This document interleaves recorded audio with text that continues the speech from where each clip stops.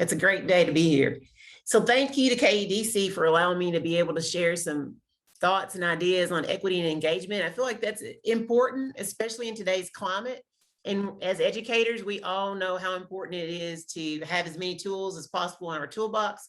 So I just hope that maybe this can help you guys. And so the title is Equity and Engagement, Know Thy Student.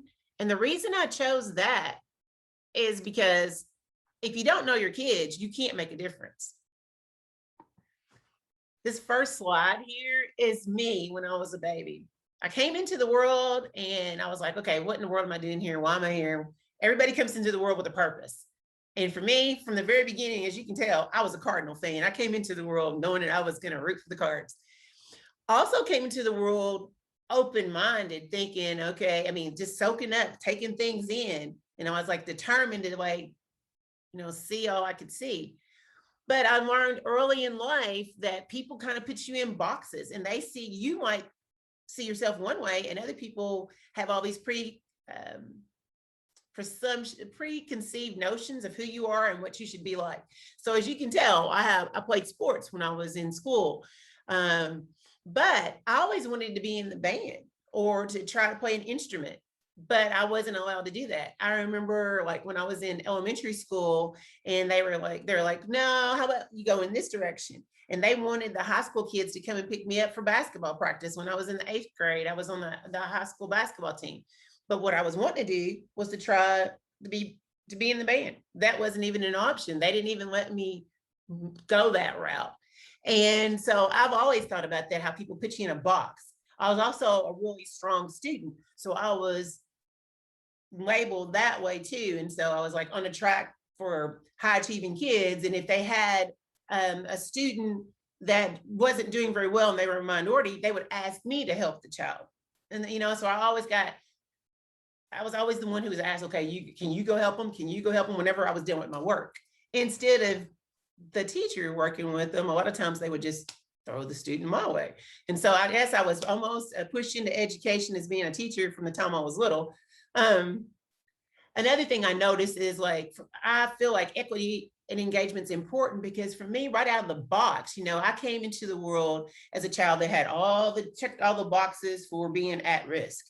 But as you can tell, I went against all the odds and I have 2 doctorates, two masters, and I'm a superintendent. People might not have saw that in me as a child, from the very beginning, because I was a child who was on free and reduced lunch. My mom was young when she had me. My dad was off in the service, saving the world. My grandparents helped raise me. So, okay, I'm free and reduced lunch. I'm a minority. I'm female, single parents, all those strikes. So, you can't judge kids because you never know which way they're going to turn out. Education is the most powerful weapon which you can use to change the world. Nelson Mandela said that, and it's true. As long as we can educate our kids and our adults, we can change the world and we can make the world better. Knowledge is power.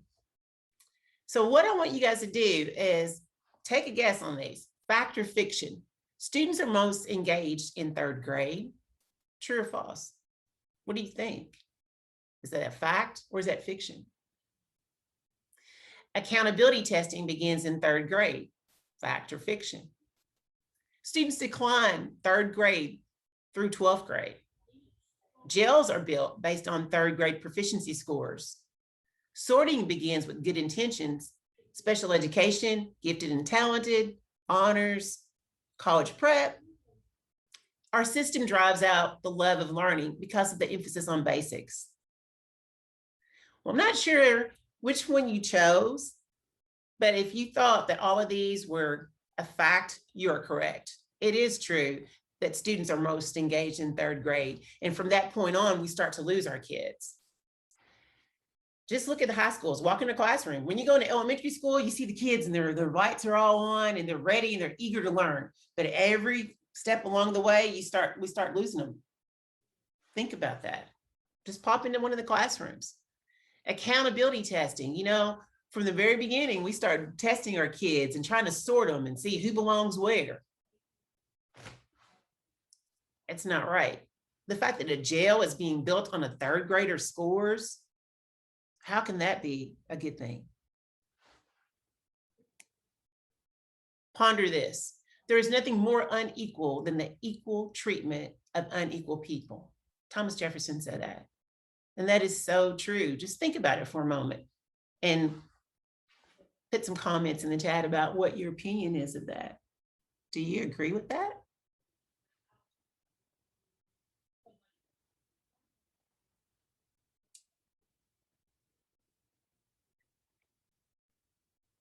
It's up to us to set the tone as educators.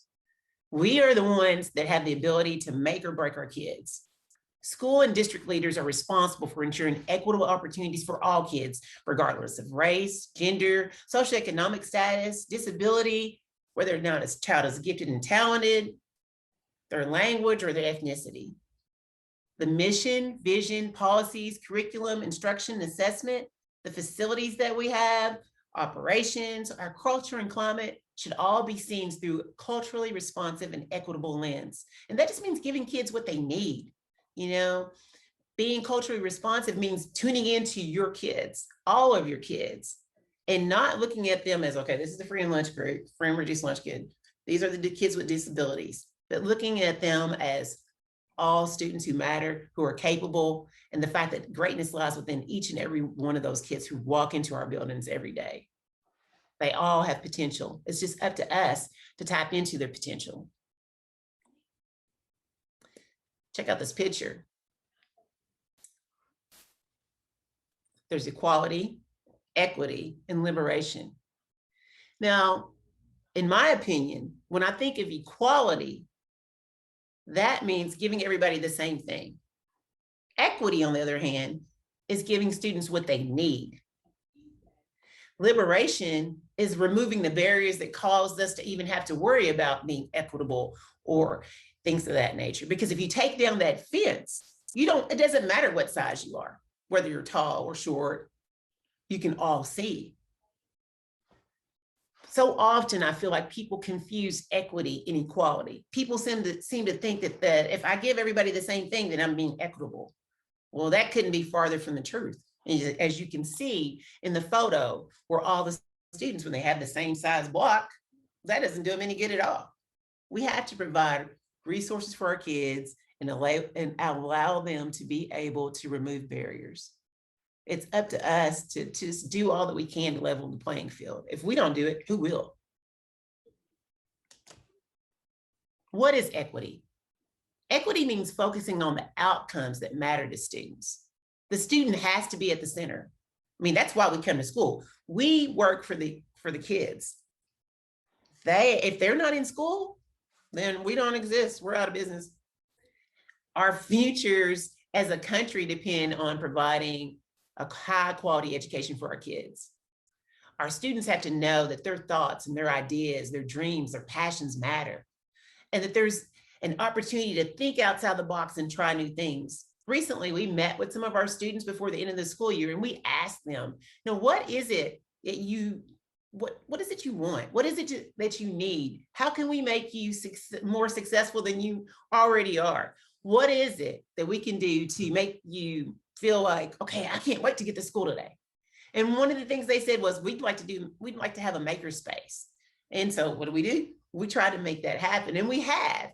We told them that there's some things that we would be able to do easier than others. But if we didn't know what they needed, what their wants were, what their hopes and their dreams, passions were, what kind of career opportunities they're seeking, if they don't talk to us, then there's nothing we can do.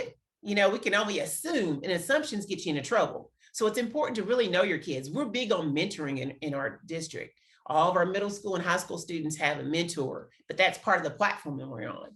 As educators, we really have to take a deeper dive into knowing our students.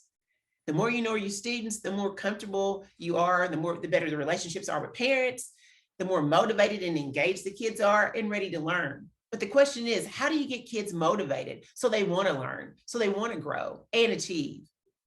So they don't just think, oh, you just want us here for the scores, or you don't really care. I mean, how do you do that? Well, you have conversations with them. You show up at ball games. You're visible. You're present. You're open. You ask questions. How do we get them from pre-K to K-12 and beyond? And what's needed to level the playing field? That's what the question is. To me, equity is defined in terms of outcomes. There are no two students that come to us from the same place. They might look alike, they might have the same ethnicity, same gender, but they're not alike. There's not two kids. Think of your own children. Not one of them are identical. Even if they're identical twins, their personalities are different. Our job is to ensure that all students leave us at a level of competence that gives them a high predictability of success in their next phase of life. To me, equity is about opportunity and outcome, not becoming identical or meeting the cultural expectations of the teacher. You know, so many times we are the ones who place kids in a box. You know, we might come from one background and assume that all of our kids are that way as well. You know, and that's just not true. We have so many different types of families that walk through the door every day.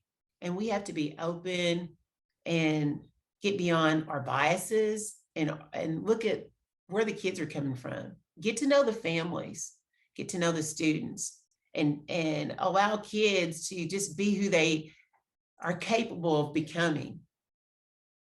The thing is you have to believe in the students. If you believe in a child, then they're going to rise and go, to the next level, because I truly believe that greatness lies within every student. But we have to provide them with opportunities. We have to give them chances. We have to allow them to rise to the next level. And that means having high expectations for ourselves as well as for our students. So, and looking at those outcomes, looking at the opportunities, checking ourselves, conducting audits, being open-minded. We all have some type of hidden bias, no matter who we are. But we have to be aware of how our actions, whether they're conscious or unconscious, impact our students. And when we think about intercultural communication, we can unintentionally offend others. It's just like when somebody tells me, when I look at you, I don't see color, Dr. Hatchett. Or how can you look at me and not see color? If you're looking at me and you don't see me for who I am, then that's a problem. You don't truly see me. I think sometimes people are so busy trying to be politically correct that they offend others. Or they'll say, some of my best friends are Black. Okay, that's not cool. Just treat people as you would want to be treated, but try to learn about different cultures. Try to think about, like in South Africa, for example, there's different parts. When people have twins, we consider the oldest twin to be the firstborn, but in Africa, it's just the opposite. The oldest twin is the second one, because they look at it as that being the wise twin who waited while the first one went out and looked around to see what the world was all about, and then made it clear for the next one to come out. So it's just how, just understanding people's cultures and the way people perceive things, because what might be offensive, not be offensive to you, could be very offensive to somebody else. And if you don't study other people's cultures and have those open, honest communications, then you could really offend someone. And our intentions are not as relevant as the impact we have on the person we offend. Just like when a lot of times in minority households, kids, especially African-American families, kids can be loud sometimes and rambunctious. And when they're in the classroom, they're loud because they're talking loud at home. And they don't realize that they're not trying to be disrespectful, but sometimes people take them that way, and then they're getting all these write-ups. But that really, they're just behaving as they would if they were in the house, especially if they come from a large family. So we just got to be aware of our implicit biases and allow others to address our behavior and be intentional in how we interact with our colleagues and students. Because it's natural to have bias, but it's essential to identify and address it so that we don't act upon another. I have a brother who has special needs, and so often he was compared to the rest of us. And that was not fair to him at all. From birth, he has struggled to be the best that he can be. You know, he died when he was born, cord was wrapped around his neck, oxygen was cut off, and then he was brought back to life. But when people throughout his whole school career, he's either been made fun of or different, he just didn't get what he needed. You know, people judged him at first because he was our sibling, and they were like, well, why can't you do this? Or why aren't you like your sisters? You know, that's not cool at all. People judge others because they have a hidden bias. And often they're just not aware of it. And it makes it harder for those who are trying to be the best that they can be. Once again, equity to me is leveling the playing field by providing what kids need when they need it. Equality, on the other hand, is giving everyone the same thing. If people gave my brother the same assignments that they gave myself or my sister when we were in school and didn't try to alter it to meet his learning styles, then that wasn't right, because he needed a different way of having people approach him. He is just as capable, very gifted, has his own talents that I don't have, or neither does my sister or my other brothers. So, I mean, it's just meeting people where they are. Liberatory practices are those that dismantle the sources of inequity in the first place. It's just like that picture that I showed you guys earlier. It's taking down the barriers of the fence so we don't have to worry about what size somebody is. And once you do that, you open doors. To me, equity and equality typically come from an educator's point of view. We want to determine what equity is and what equality is. But I submit to you that it has to come from the student's point of view. Students have to be at the center of everything. They are the drivers. They're the ones in the seats. They're the ones that we're trying to move. So students must be in the decision-making process. From the moment kids are born, they have a unique personality and a skill set. And we can't make assumptions. I can't stress that enough. Students' futures depend on this type of work that we're trying to do. We need to be proactive by listening, asking questions, seeking first to understand our students, giving them voice, access, and opportunity, as many opportunities as possible, looking at different learning styles, thinking outside the box, not doing the same old thing over and over again, because it might work for the majority doesn't mean that it works for the entire group. You got to meet everybody's needs across the board. So that means doing different things. And there's nothing wrong with that.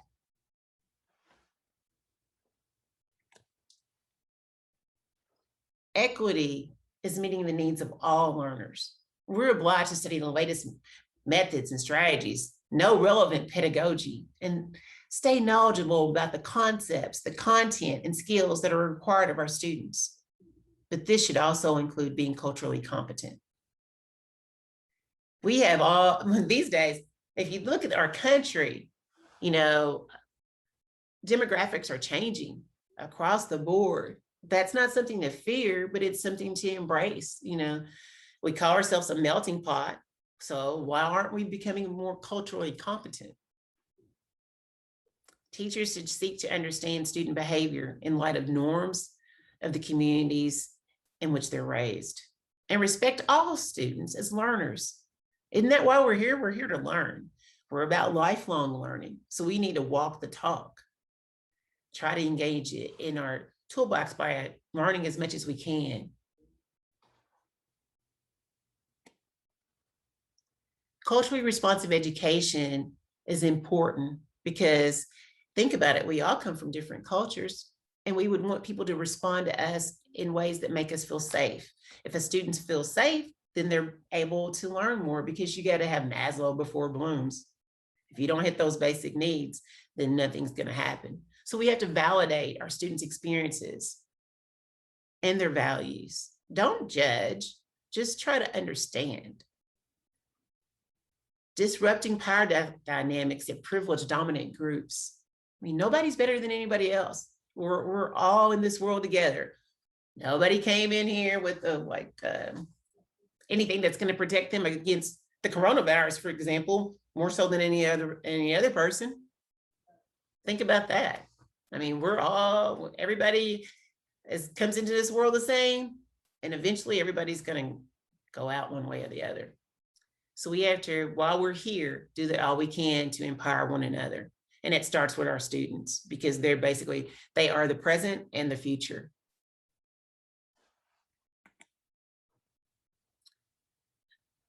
According to the research across the country, rigorous evaluations and studies have shown that culturally responsive curricula increase student academic engagement, attendance, grade point averages, graduation rates, civic engagement, positive racial self-images, and self-definition. I mean, kids like to see themselves.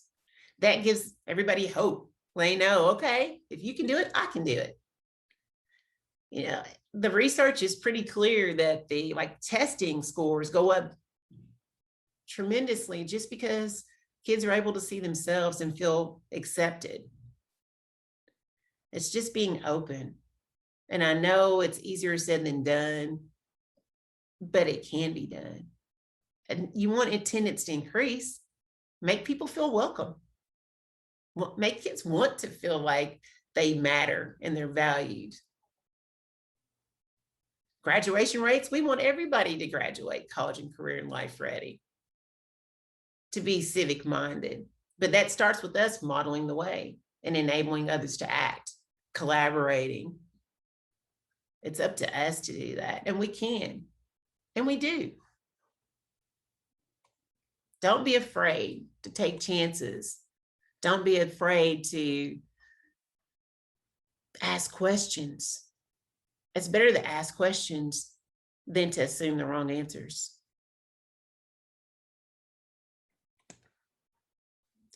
To me, equity is maximizing learning opportunities.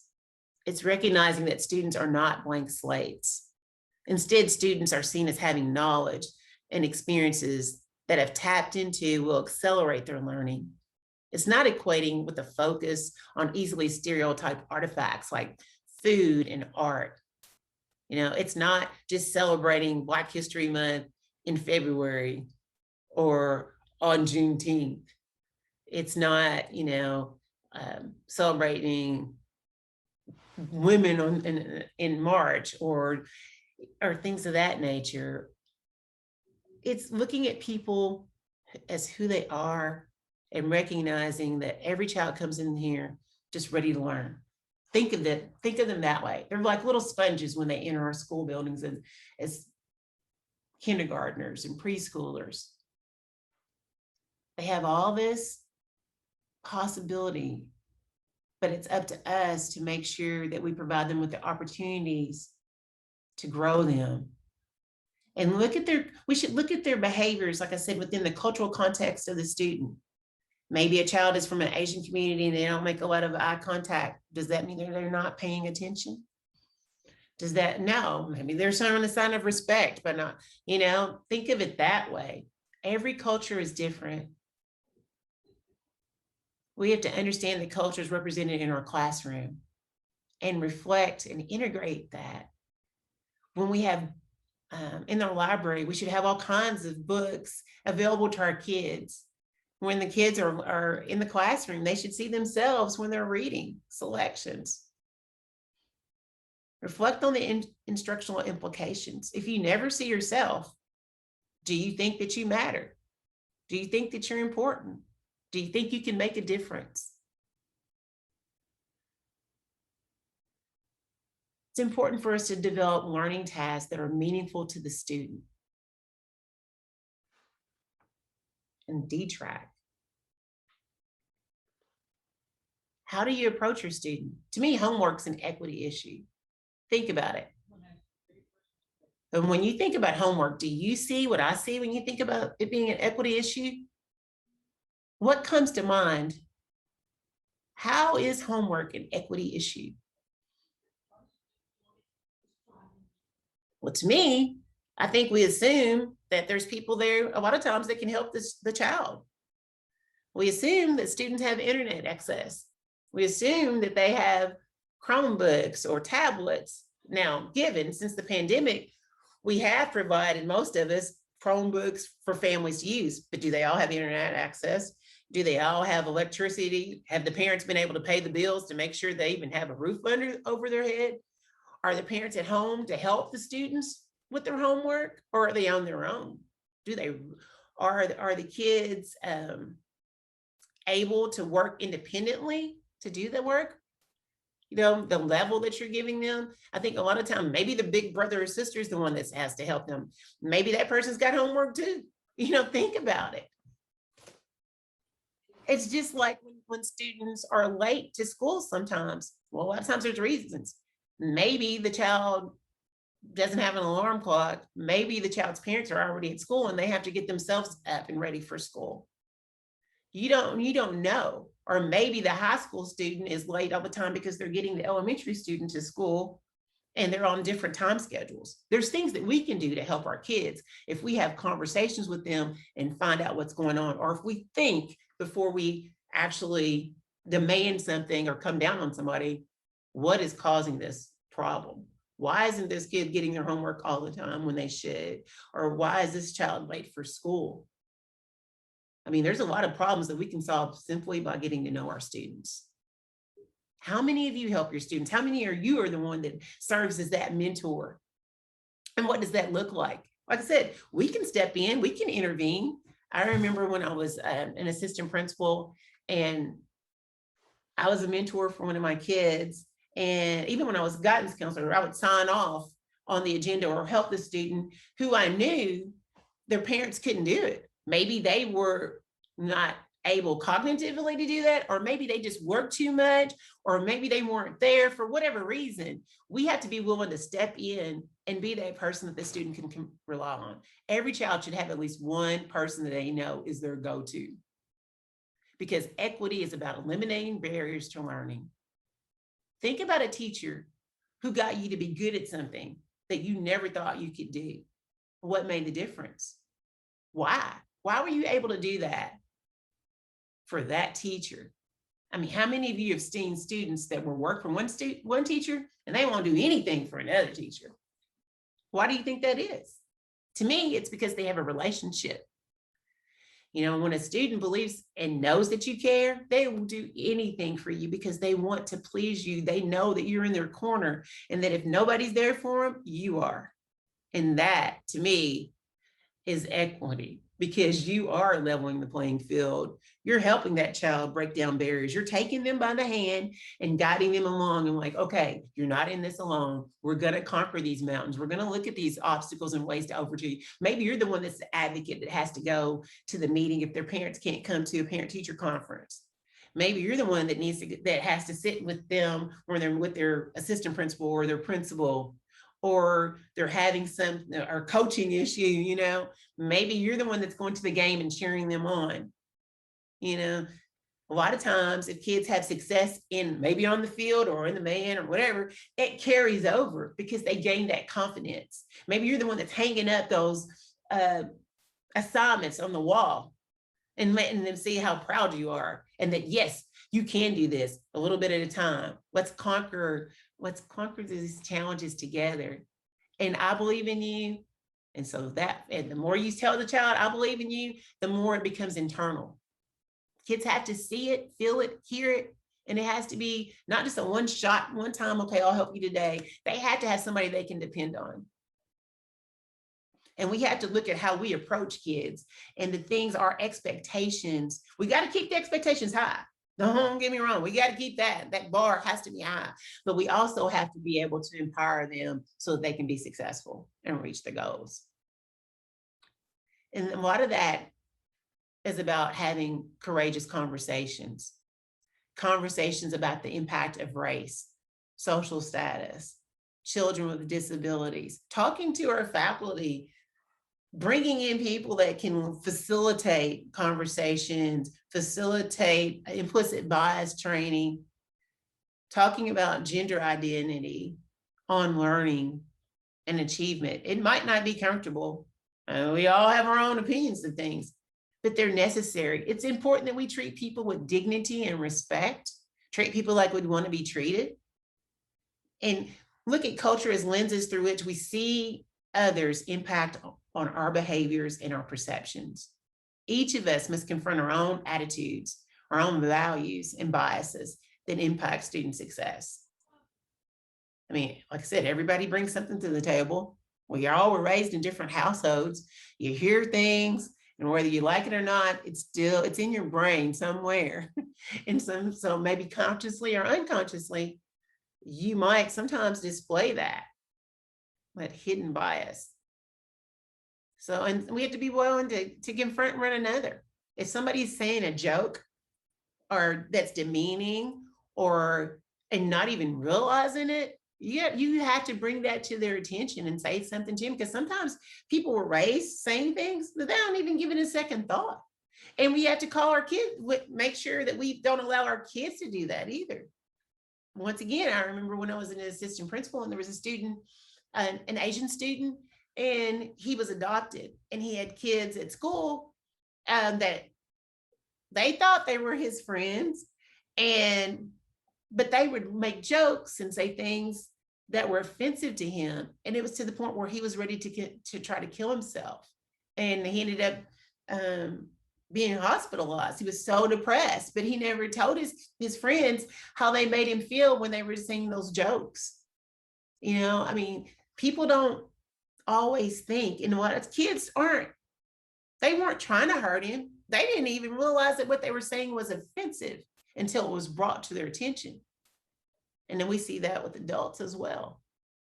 The same thing happened when I was a guidance counselor. There was a student who was being made fun of, and she was an African-American student, and they were in my student council together. And there was 2 kids that were doctors' kids, and they would tease her all the time. They made fun of her weight. They made fun of where she lived and everything. And she was so hurt. And one day I set them all down and said, do you guys realize, look at her, she's over there crying. And do you know why? And they're like, no, why? And then when I told them, they're like, oh, we didn't mean to hurt her feelings. We didn't know, blah, blah, blah. Kids don't think. You have to point that out to them. After that, they started saving a seat for her every day in the cafeteria. And from that point on, from like 7th grade on until high school, when they graduated, those kids were tighter than all outdoors. I mean, they bonded, but it was having them all sit down, letting them seek first to understand, looking at what they were doing by what they were saying and how that impacted somebody else. What they thought was funny was really crushing to another individual. But if we don't have those conversations and let kids know how it is, or let adults know what they're saying, because I've had to do that too. It's like telling an adult, do you realize when you say this, how this comes across? Because often, people are so busy trying to make sure that they're politically correct. I don't want to offend anybody, that you are offending people. You're allowing kids to be beat down and demoralized because you're afraid to tell somebody that what they said wasn't cool. Just because those kids were doctors' kids didn't mean that they couldn't be corrected.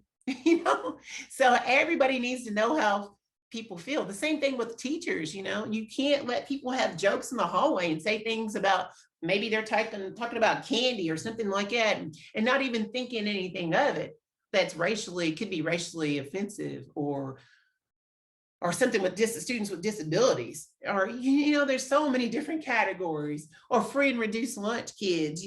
Don't make people feel like, okay, GT is only. I've heard this from the kids. Sometimes kids feel like they are trapped and they never get to be with their peers because they're placed on a certain, I guess, what you can call a track, where they never get to interact because they kind of travel in a pack. Kids want to get to know each other. Like I said, the more they're around each other and intermingle, the more they learn about each other. Staff perception of students continues to be a factor in the achievement of students. In order to provide an equitable, engaging, and culturally responsive education, adults within the learning community must uncover and identify their personal attitudes related to race, culture, and language experiences students bring to the classroom. Everybody has something to contribute. You just got to be open, honest, and don't be afraid. Fear is what causes ignorance, and ignorance destroys We don't want to destroy anybody. We want to build up, not tear down. And that's just the way I see it. I feel like it's important that we empower, we inspire, and that we grow and learn together. Like I said, we have so much potential, so many opportunities. The sky's the limit. The fact that you're here today shows that you are wanting to be a difference maker. You're wanting to do what you can to open doors, to level the playing field, and to value all kids. Because at the end of the day, we're all in this world together. There isn't like, we're in public schools. We're in the business of educating the public. We take in everybody. So, together we can make a difference. We can change the world and make it a better place, one student at a time. But we have to have an equitable mindset, an open mindset, and a growth mindset. And we're going to stumble, fall. We're going to do some silly things, but that's okay. We learn and we grow. And we try to think about, okay, what is it I could have done differently? I mean, sometimes you just got to apologize, own it, and move forward, and just, never give up, always aim high and dare to be great. It's about continuous improvement, personalized learning, and thinking about the greater good, and leaving like egos on the shelf and just being real. So that's kind of basically, I have like there's two parts to this to equity and engagement. The next time I meet with you guys, I'm going to talk to you about strategies. And so this is kind of where I'm stopping with the courageous conversations. And if you have any questions or anything I can do, just now would probably be a good time. Well, thank you, Dr. Hatchett. Something I did forget to mention, I should have introduced her as the superintendent at Berea Independent Schools. What an amazing presentation, powerful thoughts for us to look at. I do think that equity training, equity insight into our school districts is something that we could all do more of. And again, wonderful presentation. Look forward to more presentations. And the second part of this that Dr. Hatchett has is truly wonderful. I look forward to hearing that part. Again, Dr. Hatchett, wonderful job, very powerful presentations. I hope everyone, if you have questions, feel free to send those to us through the chat, or Letitia or myself or Dr. Hatchett. We will be glad to try to get answers and support. Letitia? I'll just say so many kudos to you, Dr. Hatchett, in the chat box, and to everyone on the call. We look forward to letting you know when we schedule the part 2 session with Dr. Hatchett. And I hope that she will be able to share with us soon. I really appreciate you taking time out to be with us today. Thank you so much. Well, thank you. I enjoyed it. Anything I could do, just reach out. Thank you, my friend. You did a wonderful job. So thankful. Thanks, everybody. See you soon for part 2. You guys take care. Thank you. Bye-bye. Bye. Stay healthy.